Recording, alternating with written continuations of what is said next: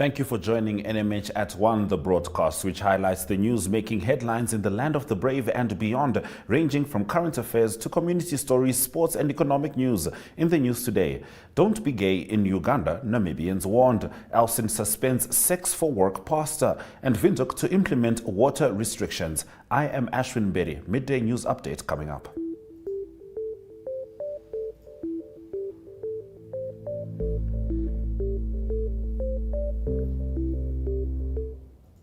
NAMDOC employees at Walvis Bay downed tools today, claiming unfair labor practices.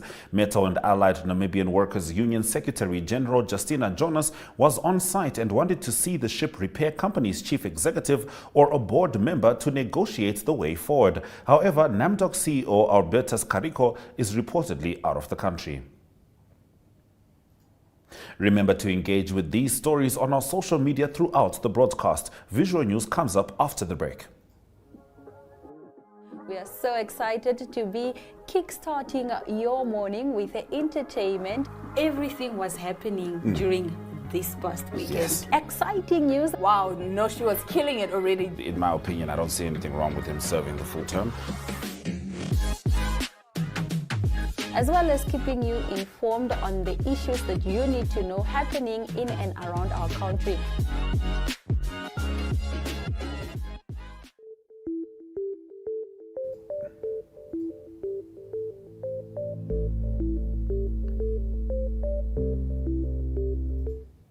Johannes Samkwaya, Deputy Director and Project Leader for Small-Scale Fisheries, talks about challenges in the industry during a workshop hosted by the Ministry of Fisheries and Marine Resources in Swakopmund. They are also looking at developing a resource mobilization strategy to achieve the implementation of the National Plan of Action for Small-Scale Fisheries.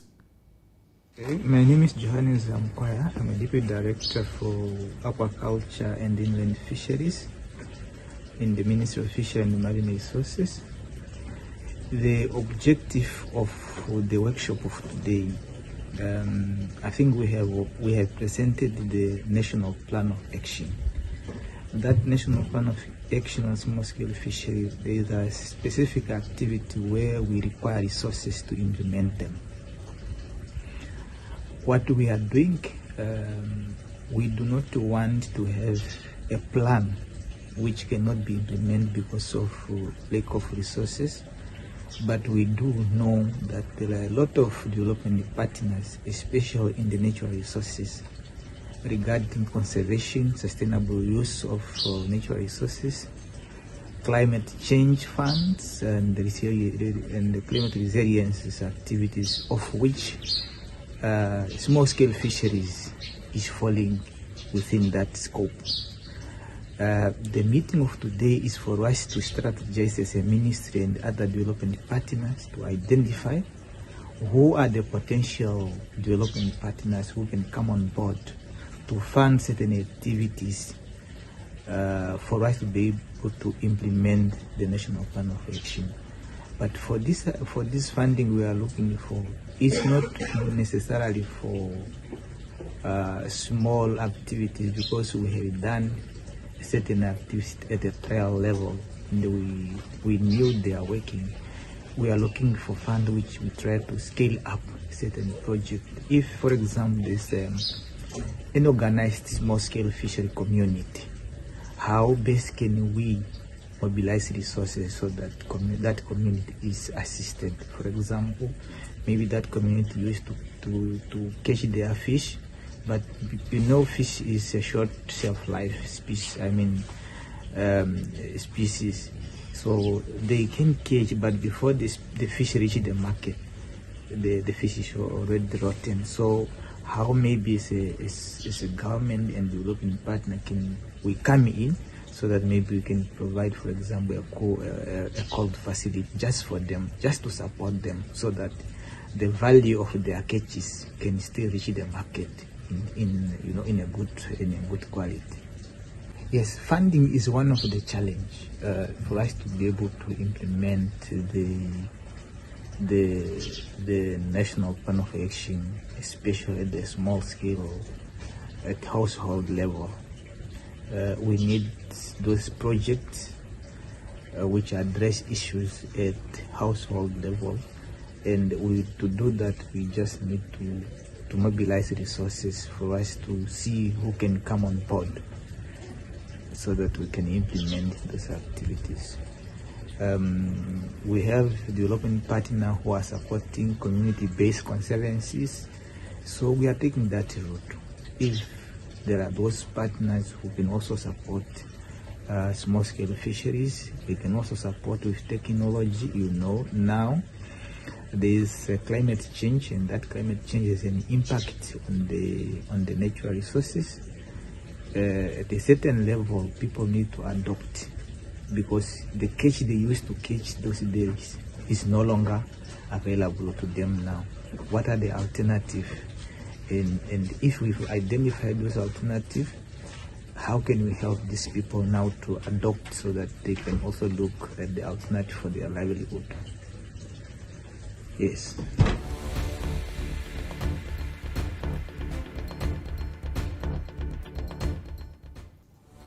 Rundu Rural Constituency Councillor Paulus Mbangu has called upon the government to take the plight of unemployed citizens seriously, saying that more funds should be directed to the youth ministry. He made the remarks last week during the public hearing on youth unemployment in Rundu. The hearing was led by the Parliamentary Standing Committee on Human Resources and Community Development, which derived from a motion tabled by Popular Democratic Movement's Member of Parliament, Inayangari. I've been pro-youth.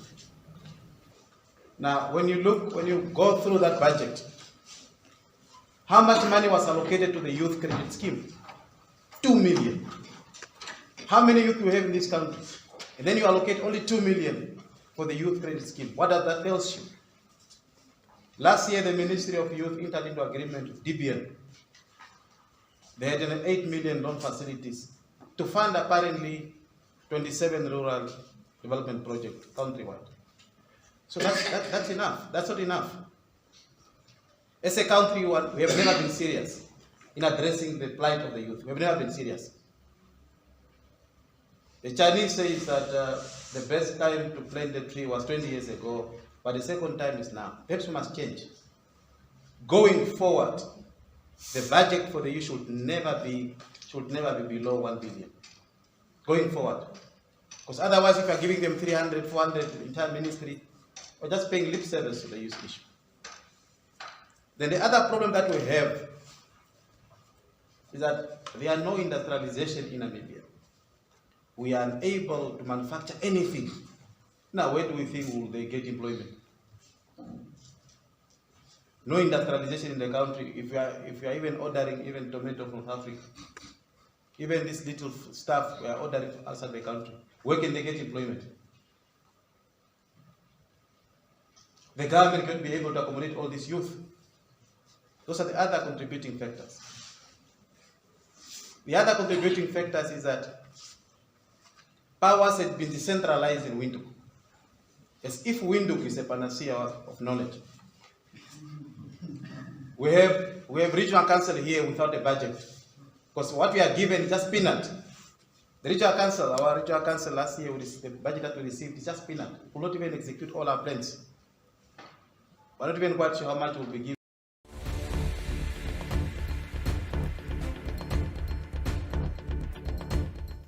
Now, as manpower blackouts kick in, police fear a rise in crime. Children studying by cell phone flashlight and businesses are losing out as the blackouts kick in. We'll be heading into the newspaper review segment.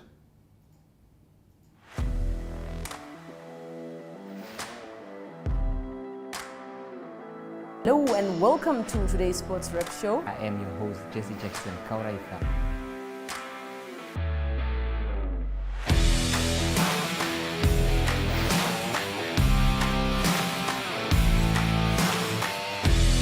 In replay, Namibia, who had won the toss for the first time on this tour. Good day everyone, time for international sports news, starting off with tennis news, both on the WTA for women's and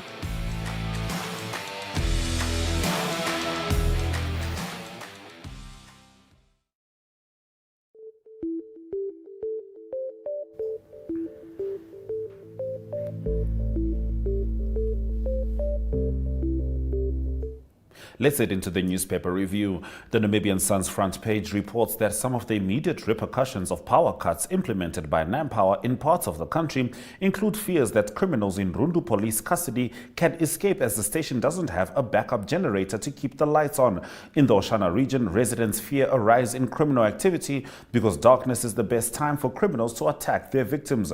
On Monday, NamPower started pulling the plug on defaulting regional electricity distributors who owe it a collective of $1 billion Namibian dollars, an exercise the utility said will continue until what is due is settled. On page 3, face water restrictions due to a low supply of water from 3 feeder dams to the capital. This is according to a statement by the city of Windhoek, which said the water supply is affected by the 3-dam system of the Von Bach, Swakoport and Omatako dams. The total average level for these 3 dams stands at 35.7% in comparison to last season's 58.5%. These dams are all rain-fed, and therefore, if there is no rain, there will be no inflow of water into the dams.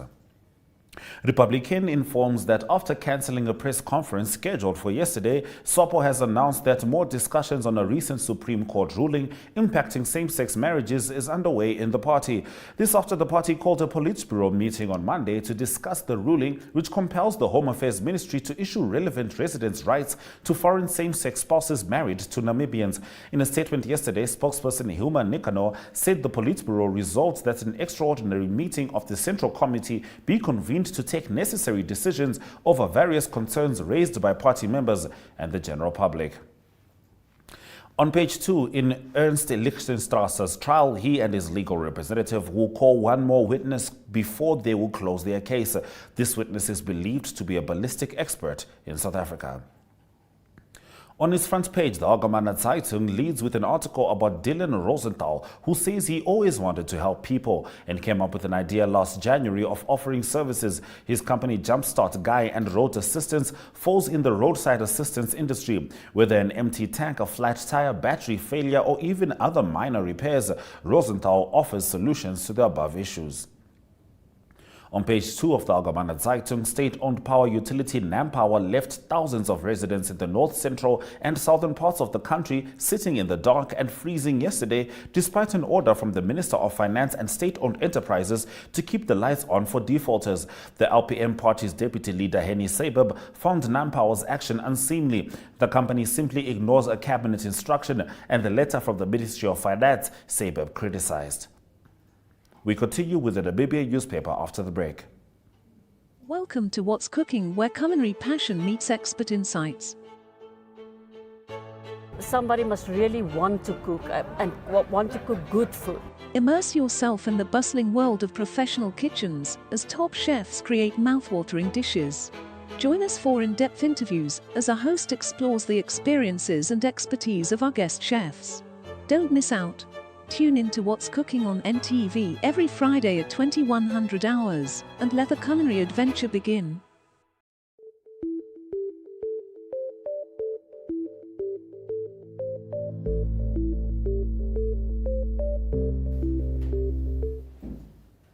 The Namibian newspaper reports that homosexual Namibians will be arrested and prosecuted under the recently established anti-gay law if they go to Uganda to promote homosexuality, the country's parliamentary spokesperson Chris Obore says.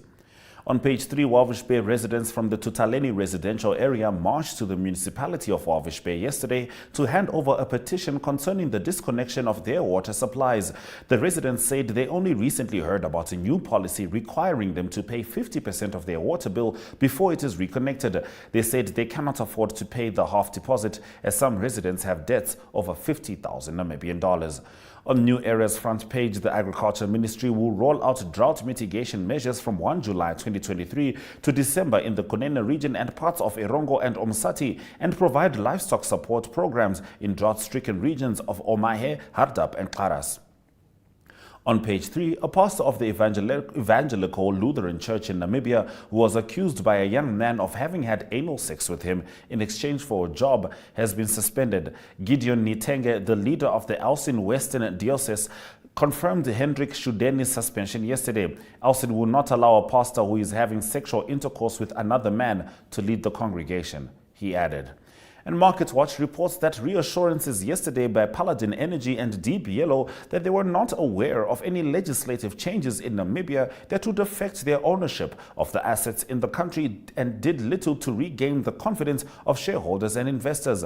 Paladin, the majority shareholder of the Langa Heinrich mine in Namibia, had to halt trading on the Australian Stock Exchange on Tuesday when their share price dropped by about 20% to 54 Australian cents per share. Now, NAMRA eyes $12.3 million Namibian revenue from seized cars. More on this story in Economic News. Good evening and welcome to Sunset News. Touch Ministers List A in Elcin's speech, rate and taxes, and how much.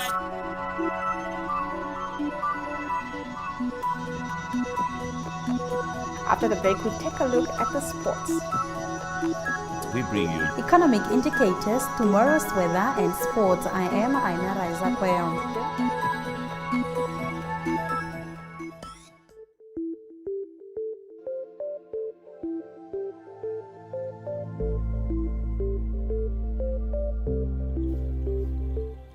The Namibia Revenue Agency is eyeing to collect about $12.3 million Namibian dollars from 258 vehicles which were seized after having been smuggled and fraudulently registered in the country. NAMRA has since invoked a relief measure to allow members of the public whose vehicles were detained to come forth and reclaim their property subject to paying customs duties and tax. A total of 258 smuggled and fraudulently registered vehicles have been detained, of which 48 vehicles have since been released back to owners upon payment of outstanding duties and taxes. We don't have the monetary value of the detained vehicles at hand. However, if Section 101 of the Customs and Excise Act of 1998 is invoked, NAMRA will collect the $12.3 million, said NAMRA's communications manager, Tonateni Shidudu. Let's head into the economic indicators.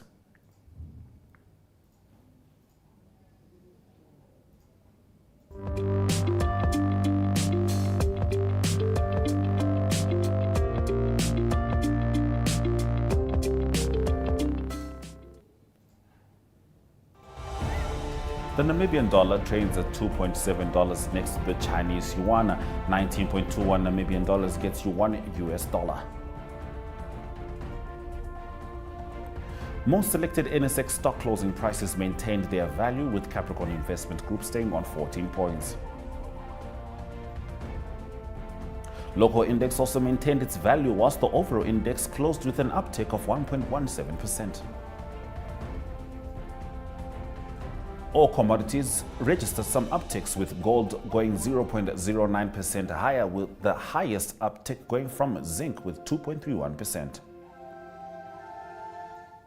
Now, a 90-year-old man accused of being a major financier of the 1994 Rwandan genocide is considered unfit to stand trial. We'll be looking at that story after the break. Ek is Corretti Du Plessis. My name is Kata Peters. My name is Justice Shahama. I am Namibian. Hallo, ek is Damien Stevens. En ek is 'n Namibianer in Nederland. Bly tans in New Orleans in Amerika. In Heidelberg in beautiful Toronto, Canada. Currently part of... So I'm currently based in South Carolina in the US.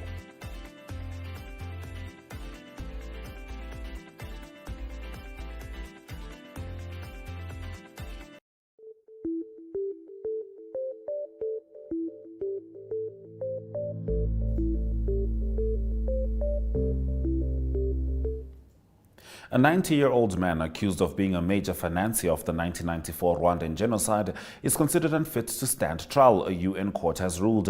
Felicien Kabuga's lawyers had argued that he suffered from dementia. He was arrested in Paris in 2020 after evading capture for 26 years, reportedly moving around East Africa. He is alleged to have financed ethnic Hutu militias who slaughtered about 800,000 Tutsis and moderate Hutus. He has denied the charges. This is the first time a court has given such a ruling in a decades-long campaign to bring Rwandan genocide suspects to justice. In their ruling, judges at the Hague-based court said Mr. Kabuga was unfit to participate meaningfully in his trial and is very unlikely to regain fitness in the future. The judges proposed an alternative legal procedure that resembles a trial as closely as possible, but without the possibility of a conviction. The court had paused his trial in March to allow for his health to be assessed. We'll be swinging over to international news, starting with Britain and China.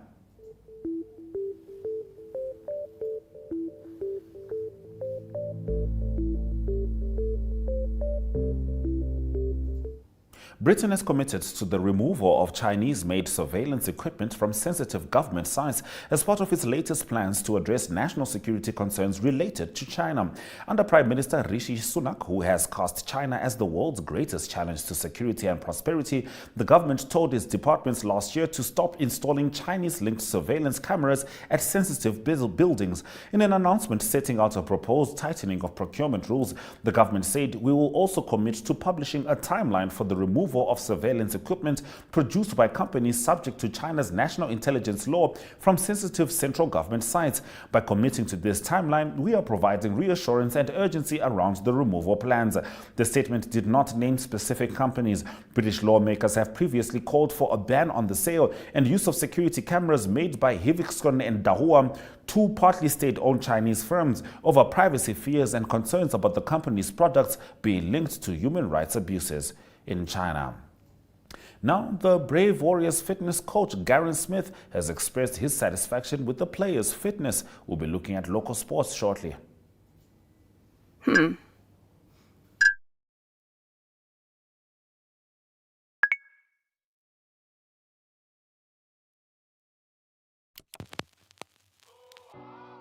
E-Ticket, your online ticket solution for events and event marketing, bringing you ease of mind and making sure that your event gets out there.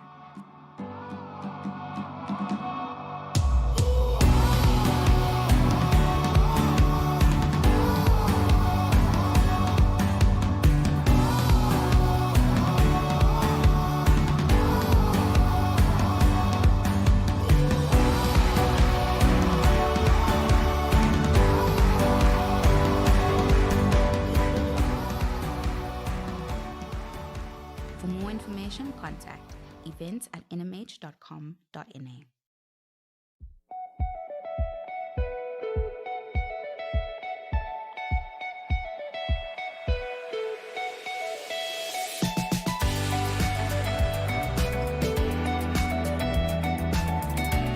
To another exciting episode of Irongo Talk. Is die weer en vertel ook vir julle waar die vis heel moontlik kan byt.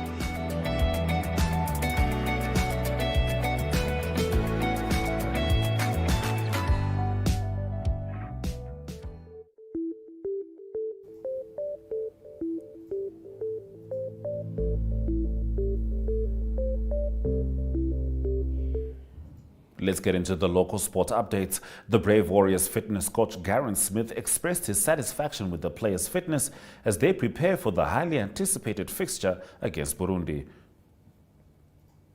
Fireworks are expected this weekend in the Women's Rugby League when the derby match between FNB Wanderers and Trusco United women's teams kicks off at the Wanderers rugby fields on Saturday.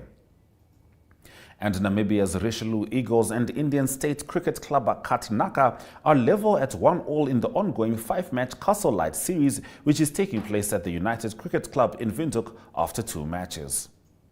We'll be looking at the latest from Manchester City as we head into international sport. Good evening and welcome to Sunset News. Dutchman stays in list A in his speech, rate in taxes, and how much.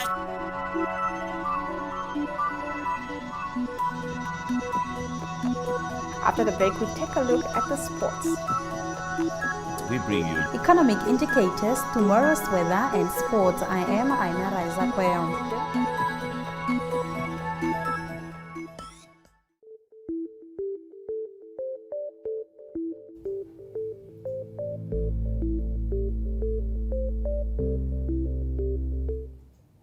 Manchester City are on the brink of a historic treble as Pep Guardiola targets Champions League vindication in Saturday's final against Inter Milan, which will be at 9 p.m. Namibian time. Legislators in the Brazilian state of Rio de Janeiro approved a law on Tuesday to curtail football matches affected by racist abuse after a wave of disgust over the treatment of Vinicius Jr. And Brazil is still intent on making Carlo Ancelotti their new coach, and Federation President Ednaldo Rodriguez said he would use the national team's friendlies in Europe to talk to the Real Madrid boss. If you're just joining us, this is NMH at 1. We'll get into the highlights from today's broadcast after this break.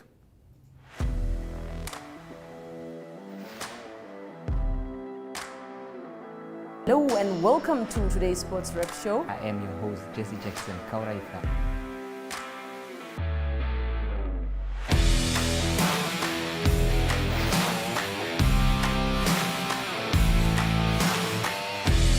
In replay, Namibia, who had won the toss for the first time on this tour. Good day everyone, time for international sports news, starting off with tennis news, both on the WTA for women's and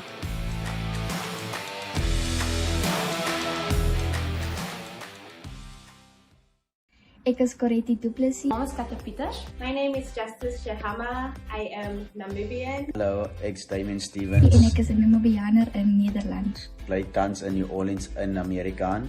In Heidelberg in beautiful Toronto, Canada. Currently part of... So I'm currently based in South Carolina in the US.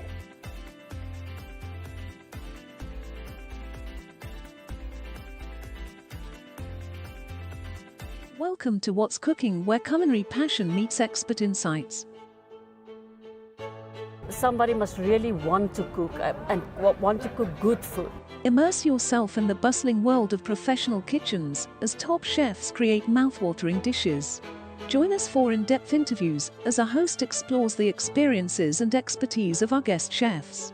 Don't miss out. Tune in to What's Cooking on NTV every Friday at 2100 hours and let the culinary adventure begin. Welcome to My.NA Cars, your ultimate destination for everything automotive.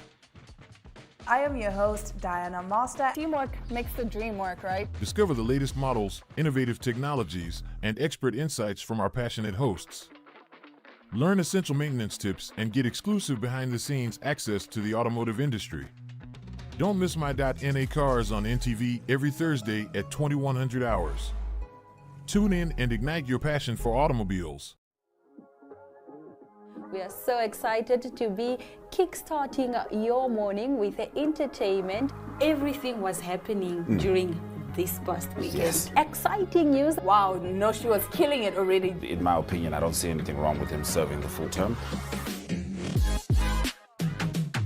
As well as keeping you informed on the issues that you need to know happening in and around our country.